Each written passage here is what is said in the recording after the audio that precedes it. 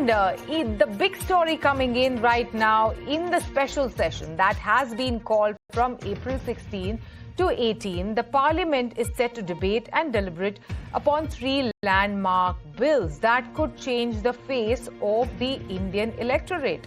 The government aims to table Delimitation Bill and a constitutional amendment bill to ensure operationalization of 33% women reservation by 2029 general elections. But opposition parties have alleged that the delimitation exercise will be based on population and thus diminish the representation of the southern states in the parliament. My colleague Raghav is joining us first to explain three bills that will come up in parliament tomorrow and the controversy surrounding it. Raghav, take it over.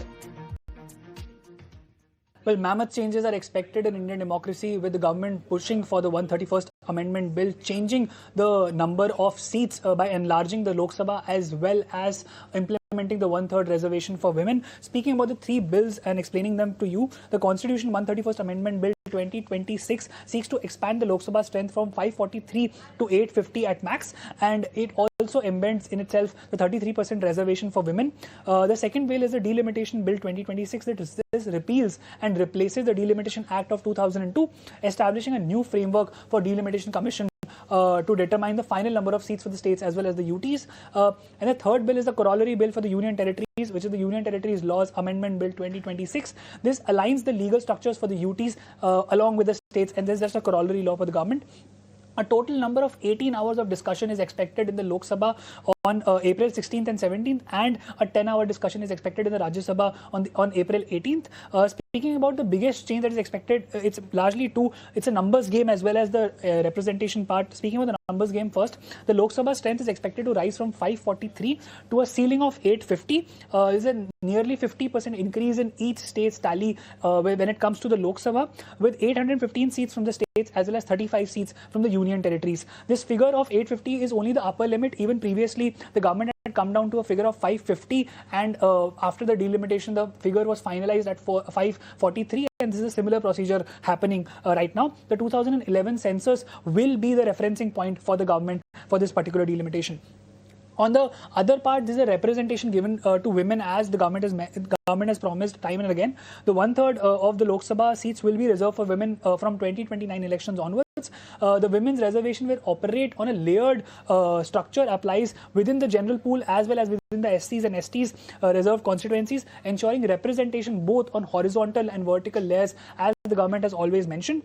Certain contentions with respect to the bill, and the opposition is coming heavily on it. Southern states have a concern with respect to and there is a government response as well. The southern states fear that the delimitation would penalize them for effectively implementing population control, and fear that higher number of population will impact a higher number of seats for northern states. On the government's response, they have suggested that they're anchoring this delimitation on 2011 census, and hence southern states are expected to benefit from this particular change rather than be on the harm's way. Speaking about a constitutional clutch in this particular matter, which is Article 82, the bill proposes to delete the third proviso to Article 82, which currently mandates the delimitation must follow the first census conducted after 2026. The government is removing this primarily so it can steadfast the procedure of implementing the one-third reservation for women. This is what is expected from the government tomorrow. These three bills will change how the Lok Sabha has looked throughout the years, and will also implement the one-third reservation for women. To discuss the proposed delimitation bill that could be tabled, we are joined in by Sanjay Hegde, Senior Advocate, Supreme Court, and Rohit Chandavarkar, Senior Journalist. Let's just speak to you, Mr. Hegde, first. Help us understand, this delimitation bill 2026 proposes a massive expansion to 150 seats. What could be the reason for this delimitation now? They're two separate bills. The first is the Constitution Amendment. The Constitutional Amendment Bill now proposes that the number of seats will increase in the Lok Sabha. Now, the point is that the original Constitution envisaged that it would be one person, one vote, and one vote, one value. So therefore, that went out of kilter primarily because the northern states became more populous, whereas the southern states, which developed, brought down their birth rate, and they became less populous. So maybe about 11 lakh voters who could vote for one MP in Kerala, but it required twice the number of voters for a constituency in the north. That is the imbalance which has come about because of population growth on one side and a decline in fertility on the other side. You must also remember that India is a federal union. If the populous northern states dominate the polity, they also dominate the fiscal share of the pie. Southern states have often said that for every rupee of tax, southern and the western states have said that for every rupee of tax that we send to the center, we get back only 17 paisa. The rest of it gets spent in the north and on things like Udan airports, which nobody uses, metros with falling occupancy. Whereas we in the south, we keep asking for an expansion of the Bangalore metro or for a metro in Coimbatore. We don't get it because our MPs are simply not enough in terms of numbers. Right.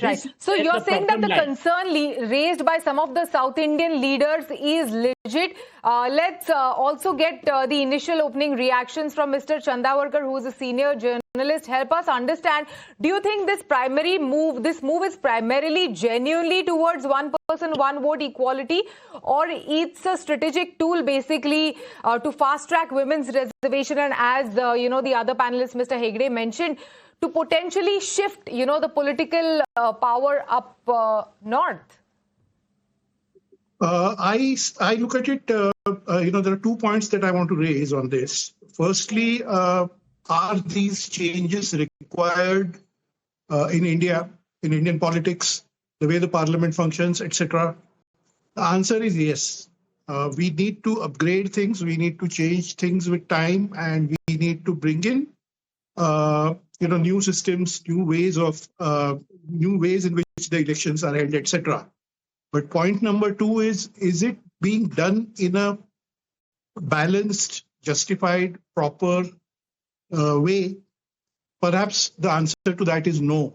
And that's where, the problem is. I mean, I keep saying on various shows, on various issues, that many times the intention at the top may be right, may be justified, may be moral, ethical, but the way things are done, the way things are implemented, that leaves a lot of questions unanswered. That's what I think the opposition is raising today, throughout the day in various debates.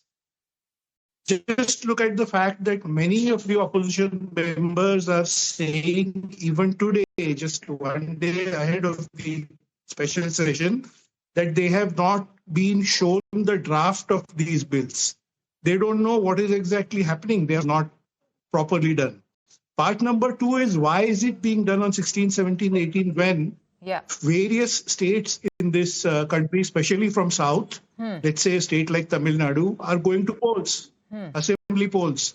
Right. And many politicians are busy, especially from southern states and even TMC in West Bengal. They are busy with election campaign. They are asking the question, why couldn't this be done after the state assembly election were over and the results are out?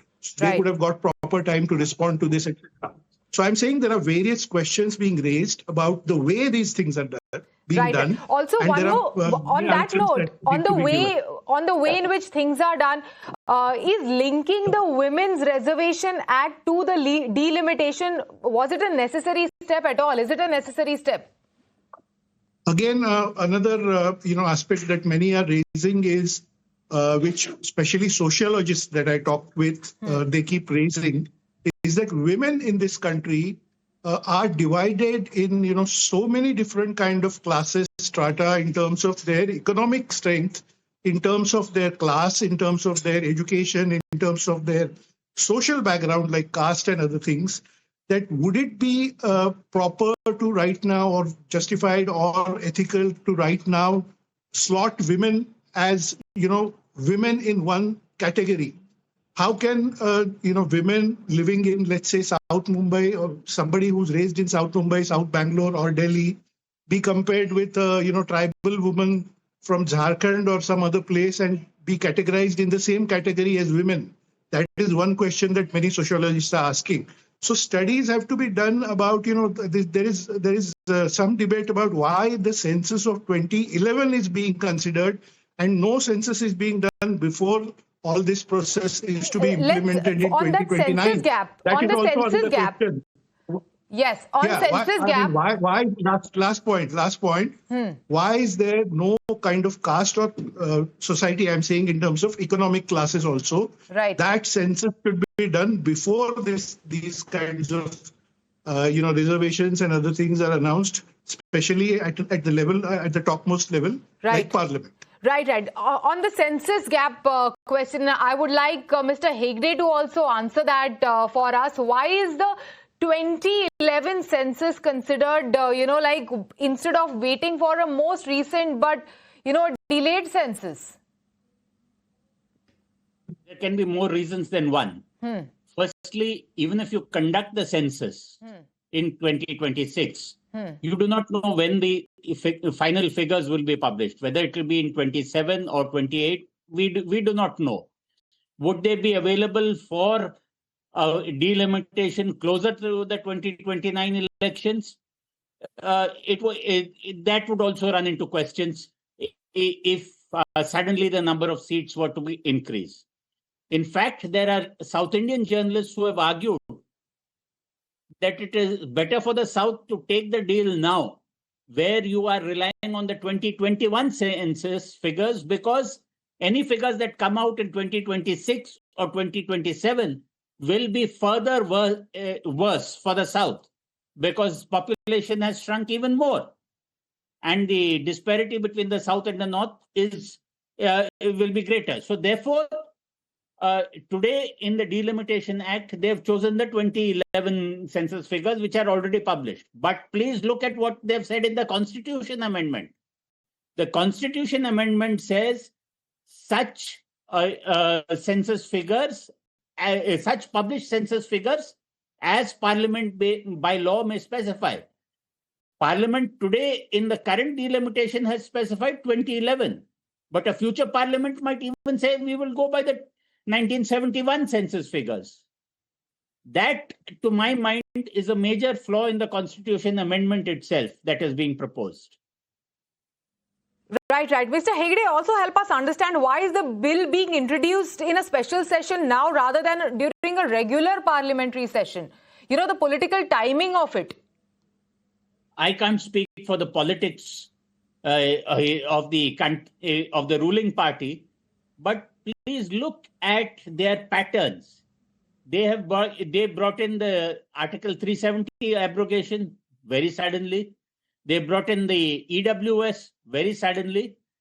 They are not a party which is accustomed to waiting for a due moment. They seem to go for an opportune moment when they think that things can be pushed through or bulldozed through or acquiesced in. Right. Mr. Chandavarkar, over to you, and I want your reaction on this. Obviously, there is going to be a big debate in the parliament tomorrow. So how can, for tomorrow's session, how can, the government address fears of, some of the southern leaders and the southern states that we were just discussing on the show, the ones who control their population may lose out, if this is actually tabled? That is bound to happen. I think, if things go the way they are going, I think the one thing government can do is give some time to the opposition, to the thinkers in this country, to those who are, the policy makers and others, those who are leading the society, to kind of think about this more and not go through this in a way. I'm afraid it's kind of too late to say all this, but They have already slotted things, and it's going to happen now. I think it's going to be passed in the parliament finally. But the thing is, at least that should have happened, or that can happen next time when there are big policy changes or changes in constitution or things like that. I think this country and this democracy deserves a better kind of process in which everything is transparent, and the government should convince people and the opposition that what they're doing is for the good of the country, and not with an eye on the next Lok Sabha polls of 2029, a strategy which is looking more political rather than looking like a public welfare strategy. So that's I think the perception issue here. This government seems to be very good at creating perception, managing perception, etc.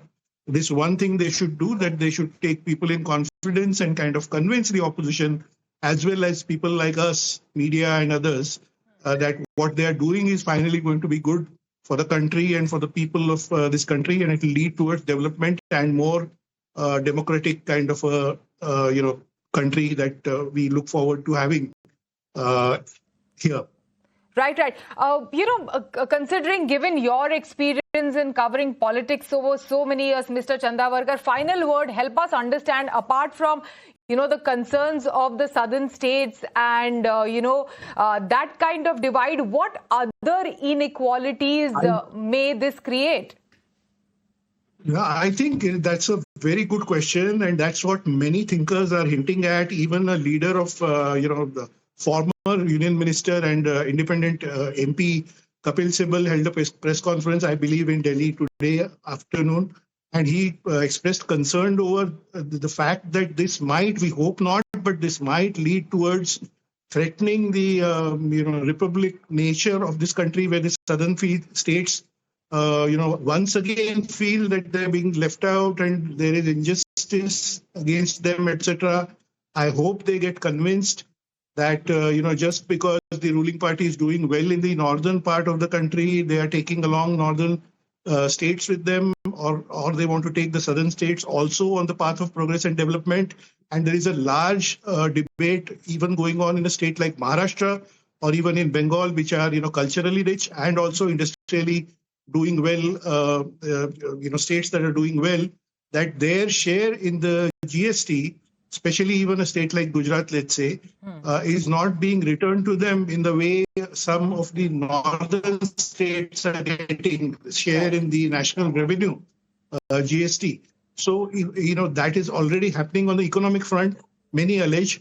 And now, if this is going to happen on the political front also, it kind of raises many alarm bells and a serious concern about the future of, friendly ties between states and good structure of our republic, which can be sustained if the correct policies are implemented. Right, Mr. Chandavarkar, thank you so much for joining us today, and Mr. Hegde, thanks again for joining us today on ET Now. Due to paucity of time, unfortunately, I'll have to wrap this discussion, but thanks again for joining us. Well, the team that will lead India's negotiations with the U.S. for the trade deal will visit Washington from April 20th. Sumita gets us more details on the significant development in the India-U.S. trade deal talks. That's right. The India-U.S. trade deal is once again in focus because a trade team from India is all set to visit the United States from 20th of April till the 22nd of April. These negotiations are going to be there for 3 days, and it is Darpan Jain, who's a joint secretary in the Ministry of Commerce and Industry and India's chief negotiator for the India-U.S. trade deal, who is going to be leading the delegation to the United States. Now, this visit has been in the offing, according to what sources are saying, as both sides, they are looking at finalizing a legal agreement to the deal. Remember, both sides have remained engaged virtually, but now this is going to be the first physical visit after a very long period of time. Now, talking about a legal agreement, well, this will have to be redrafted. There are chances of that since IEPA tariffs, they were struck down by the U.S. Supreme Court.